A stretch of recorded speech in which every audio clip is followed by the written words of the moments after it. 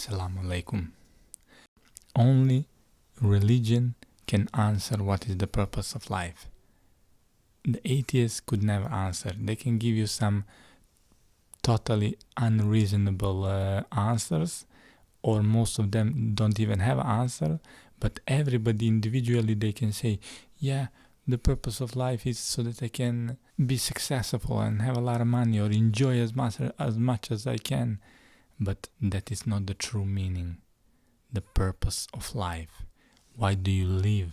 Life, what is the purpose of that life? Why did that life was created? The same way when we ask what is the purpose of kitchen supply, we know exactly what thing serves what purpose.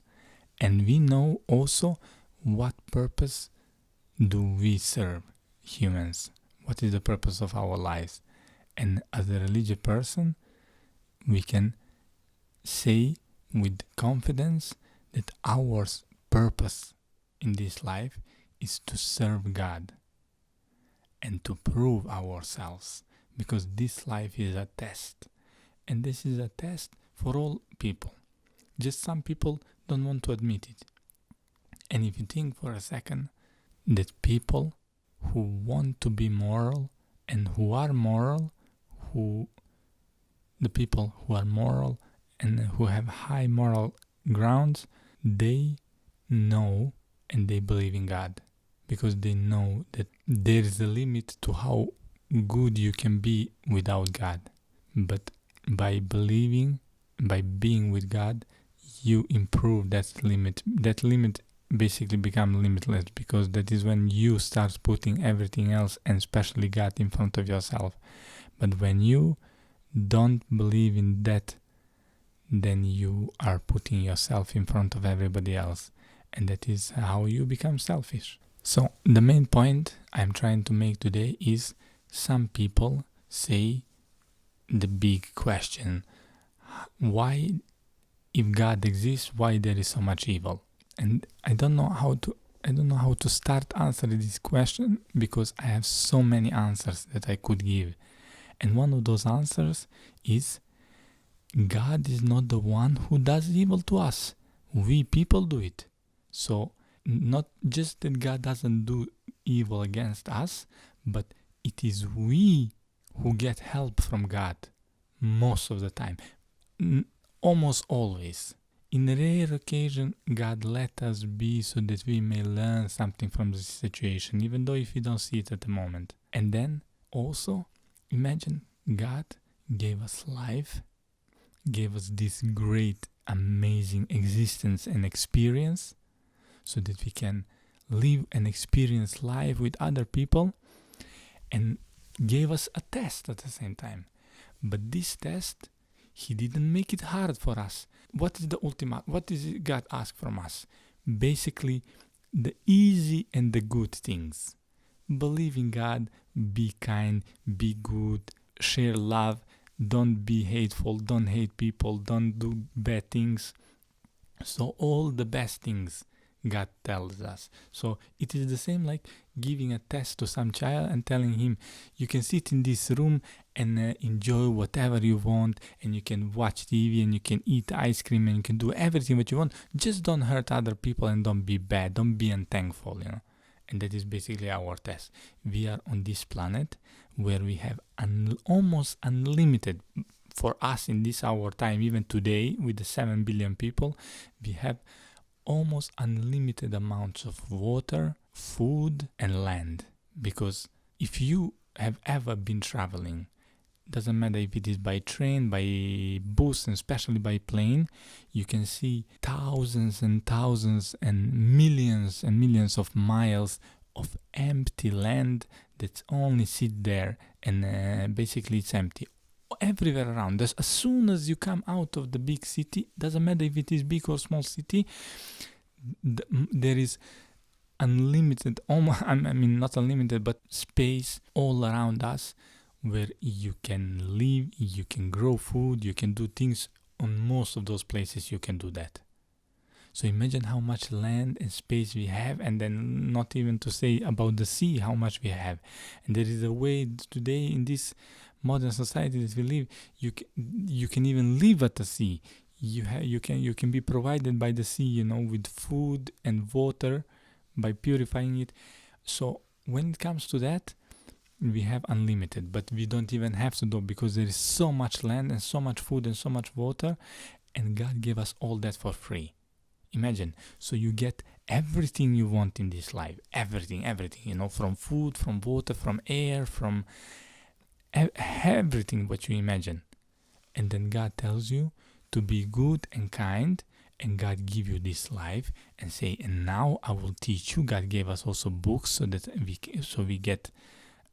we learn, and God tells us, follow this, and God promises us that we will be happy in this life and the next. Promise, if you follow the rules.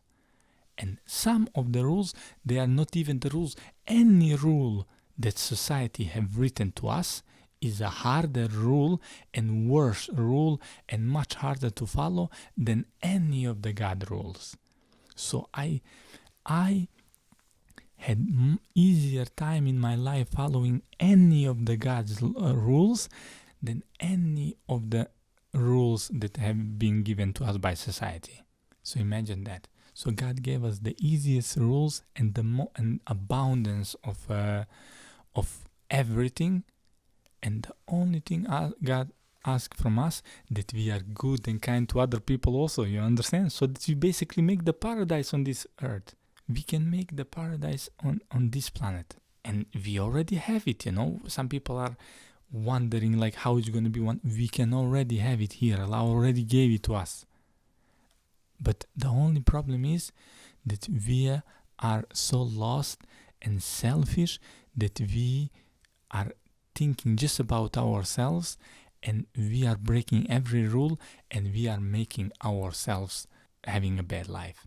And because we do bad things to each other, and some people, all 99% of the diseases people get is because of your lifestyle, or because of something that people gave you, or maybe because of the environment that people have destroyed, or because of food that people have poisoned, and all those things people have done to each other, or to ourselves, or to others. And now, after everything that you have done, you dare to call God and say that it is God's fault.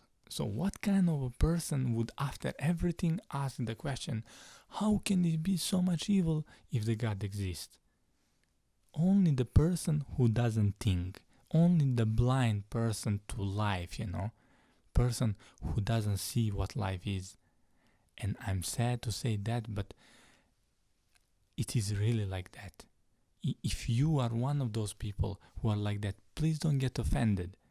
Fight against that, and try to hear me, to see that in this life, I know, and I promise you, in this life there is millions of people who are so happy, and they have so much less than most of other people in the world, and they are still happy and satisfied and at peace.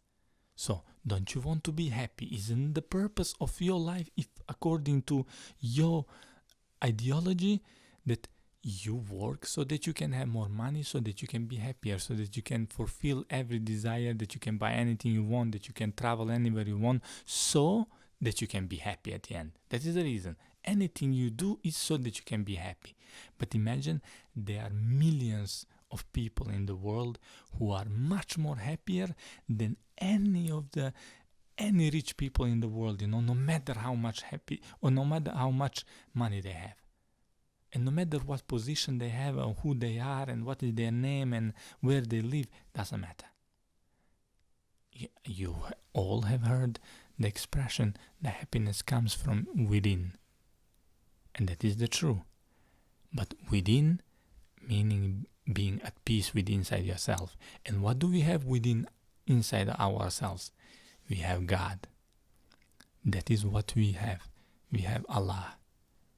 And when you have God, you may not understand this, because you have never felt that and you don't know how it is. But I know people who have not been believers and then they became believers, who have been arrogant to the truth and they didn't know how it is. So how can you know the feeling or knowledge that you don't know or that you never get to experience? You don't know.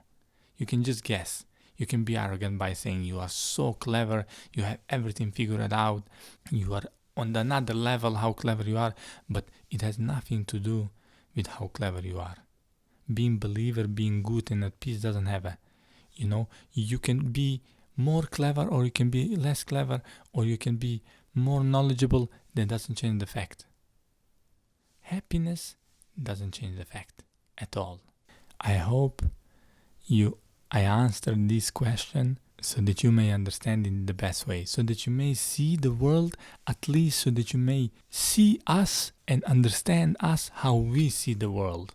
And that doesn't mean that sometimes we don't come upon hardships and we get sad and we get forgetful, and that is the reason why we pray. That is the reason why we pray so many times a day. That is the reason why we read the Quran, why we read the Bible, why we read the Old Testament, why we go to Jummah, why we preach to each other, because we need a reminder. Because when we remind ourselves, and you have to constantly do that, when you remind yourself who you are, from who you come and where you will return, then you are at peace with whatever happening around you. Inshallah. And sometimes you get the test, you go through hardship, but with God, knowing that everything is for a purpose, then you will be at peace in that.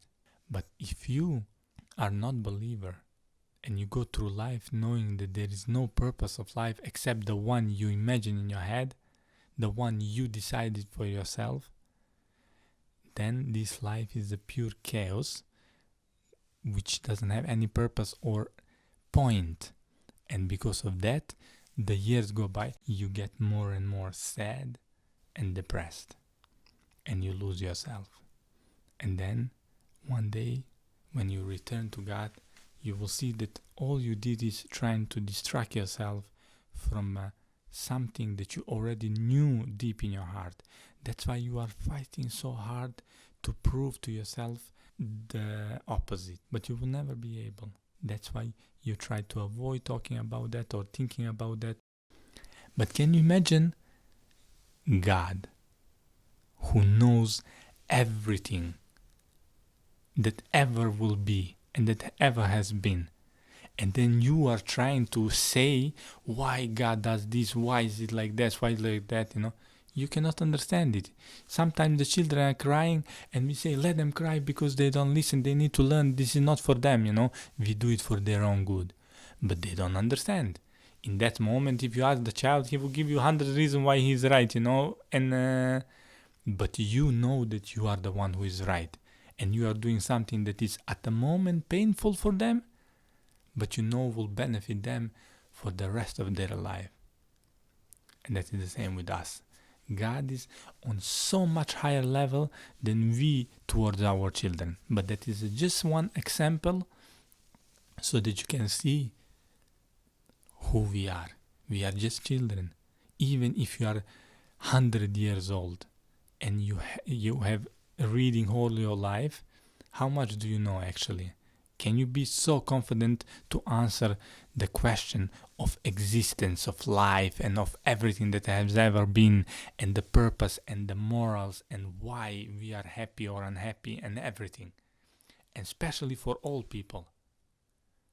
I see some non-religious people who are so confidently and harshly fighting against the religious people, and I never understand that. Like, why, This is the two. Now I will tell you the two sides.